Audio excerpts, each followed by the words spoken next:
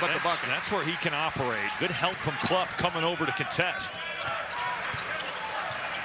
Smith around the Clough screen looking for three. Off the heel, and Tyson has it ripped away by Kaufman-Renn. He has been a force on the offensive glass, and after the offensive rebound, then you get those step-in threes. Braden Smith torching the nets this year at over 41% from three. Not only second in the nation in assists per game, hitting some threes. There's a steal. Smith to the other end, motoring to the rim for two. Aggressive. The jumper won't go, and the rebound ripped down from Minnesota, and quickly up the floor comes Langston Reynolds. He'll go end-to-end, and it's poke free. And not really cracked the rotation in any significant way. Which is kind of crazy just because of you watch him play and the IQ that he plays with. It's kind of hard to believe that he wasn't able to get to the floor. Here's Asuma.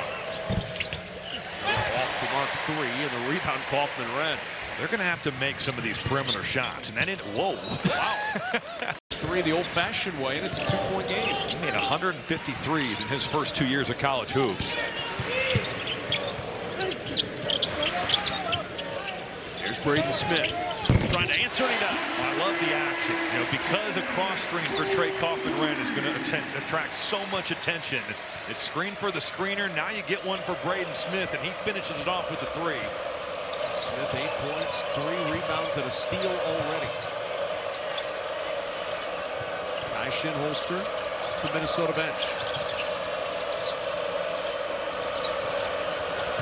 Under 10 to shoot. Grove finding Asuma, 2 seconds. He steps back for a three. Good defense by Purdue. Never got a good look. Scout for opposing teams. We've seen it be effective last week against Indiana. We're already seeing it here in West Lafayette. You know, Andy, it was interesting. We were both with Colorado State. Whoa, pass! Oh, man, goodness! Awesome point guards to ever do it in this league. The fact that he's sandwiching those two guys. No question. But also from the national assist record. That's leadership. When your best player, and this was you, Robbie, when you were a player, when your best player is your hardest worker, that sends the message to the rest of the group. What a pass that was from Braden Smith. Andy, we have an award over here for you for being the first one that stayed, the only one that stayed in the building, I believe. Now, I will say, are we counting the time spent at both of the shoot-arounds? Because only 2 of us were at both today. Honestly, if you told Nico Medved they were 1 for 10 from 3 and 5 of 18 from the floor, and they were down just 10 at Purdue, he'd probably feel pretty good about that. And lob to Jacobson, and he can't handle the pass. They're not exactly a team that shoots a ton of threes. No. They only attempt 21 a game. There's Crocker Johnson inside. Braden Smith. It's everywhere. Kind of feel like there's more than one number 3 on the floor. Smith to the end of the floor, and he's your team looking to start 2-0 in Big Ten play for the first time. Hard to believe, first time since 2022-2023 that they would start 2-0 if they get a win here tonight.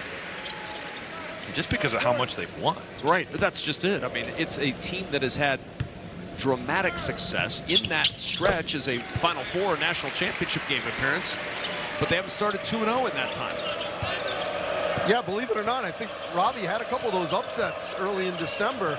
It's only happened 6 times in Matt Painter's career that they've started 2-0. But think about this, the December Big Ten games started in 2017.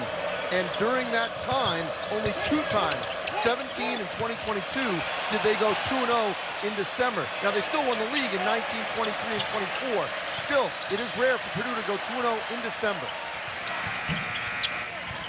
And the rebound ripped down by Asuma side. And you mentioned it, it's not a big 3-point shooting team, so that's not necessarily a surprising statistic.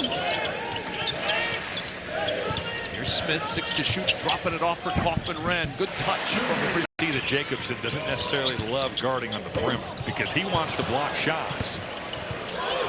All of a sudden, Minnesota starting to catch a little bit of fire here from the 3-point line. He said they're going to need to make some timely ones. Same thing as what they did against Indiana. And here to end the first half, they've now knocked down 4 of them. Smith trying to take over this game. Can't connect on that one. And Kate Tyson corrals the rebound. Some little hesitation. Cut. Drop off to Tyson.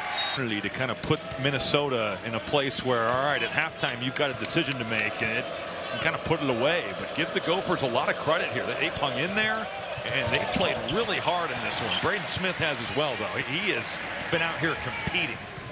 On the push after the awesome Mims. Gets the screen from Clough. That too rebounded by Durkin against Cox. And Faulkner ran the rebound. You want Bobby Durkin putting it on the floor. He is out there to shoot threes. Can really cut off the ball, but when he's off the bounce, that's exactly what Purdue wants. Smith for three.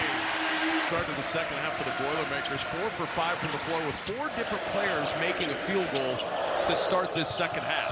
And their largest lead of the night at 13. Well, how about C.J. Cox there off the ball, takes away the Cade Tyson cut, and then Braden Smith another steal. Here's Lawyer on the run. Count the bucket and the foul. Awesome when you look across the league at the talent that we have at molding these young basketball minds. And how cool is it that we get to go watch their practices and talk to these guys and learn about basketball? Yeah. How about Braden Smith? He has been all over it on the board in the second half. They'll try from the corner, and that three will not go. And Braden Smith boxing out Bobby Durkin to get the rebound. Here's Lawyer off the shot fake, driving it inside. And fouls on Awesome by now. 3 on Crocker Johnson. Here's Smith. Wow, to Jacobson, and the alley-oop flush for Purdue before Tyson is able to get on the board. What a job they've done on the second leading scorer in the Big Ten tonight with just 7 points. Trey Kaufman ran.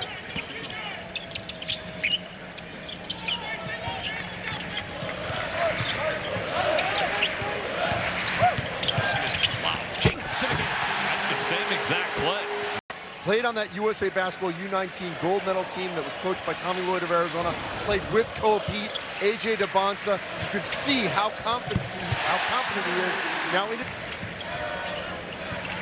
27-2 in the second half for Purdue. Kevin, we've seen Braden Smith do a ton of incredible things offensively, but just in terms of his defense. Can't get a steal here, but we'll go with that story. You get a turnover, though. Man, but that doesn't count. 9:36 to play in this one. Purdue trying to move to 2-0 and 9-1 on the year. Smith turns, tough shot, and he made it look easy. There, those back cuts can be so challenging to defend. We saw it in the latter half of the first half. That's how they got back into this game. They skip into the corner. Harris's three is good. There's Harris. 15 to shoot, under 7 to play in this one. Braden Smith zips the pass. Myers' three is good. That's a big shot for Purdue, and certainly for Omar Meyer in general. Just with some of the struggles shooting the basketball over the last 2. He hadn't made a 3 in that stretch, and certainly he's a guy that has shot better with the rhythm of the dribble. He's been much better off the bounce, especially from 2. Good feet inside, and Awesome